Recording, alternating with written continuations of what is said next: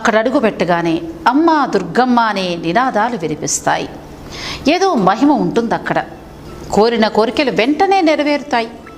భక్తుల ఇలవేల్పుగా వెలుగొందుతూ నిత్యం పూజలందుకుంటూ ఏడుపాయల నదీ ప్రాంగణంలో వెలసి వందలేళ్ల చరిత్ర సాక్ష్యంగా భక్తులు మొక్కులు చెల్లించే పుణ్యక్షేత్రంగా ఏడుపాయల దుర్గమ్మ మెదక్ జిల్లా పాపనపేట మండలం నాగసానిపల్లె గ్రామంలో ఏడుపాయల నది ఒడ్డున వెలసి వందలేళ్ల చరిత్ర కలిగిన పుణ్యక్షేత్రం.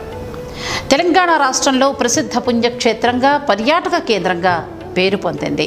ద్వాపర యుగాంతంలో పరీక్షిత్ మహారాజు సర్పరాజు కాటుకు గురై ప్రాణాల్ని కోల్పోతాడు. రాజు కొడుకు జనమేజయుడు తండ్రి మరణానికి కారణమైన సర్ప సంతతిని సమూలంగా అంతమొందించాలని సర్పయాగాన్ని తలపెడతాడు. యజ్ఞగుండాలు నిర్మింపచేసి జమదగ్ని, అత్రి, కశ్యపి, విశ్వామిత్ర, వశిష్ఠ, గౌతమి, భరద్వాజ వంటి సప్త ఋషులతో ఈ యాగాన్ని నిర్వహిస్తాడు. యజ్ఞ ఫలితంగా సర్పాలన్నీ వచ్చి అగ్నికి ఆహుతవుతుండడంతో సర్పజాతి అంతమైపోతుందనే ఆందోళనతో నాగుల తల్లి దేవుళ్లకు వేడుకొందట. నాగులకు పుణ్యలోక గతులు ప్రాప్తించేందుకు గరుత్మంతుడు పాతాళంలోని భోగవతి నదిని తీసుకుని వస్తాడు. యజ్ఞస్థలికి రాగానే భోగవతి నది 7 పాయలుగా చీలిపోయి ప్రవహించిందిట.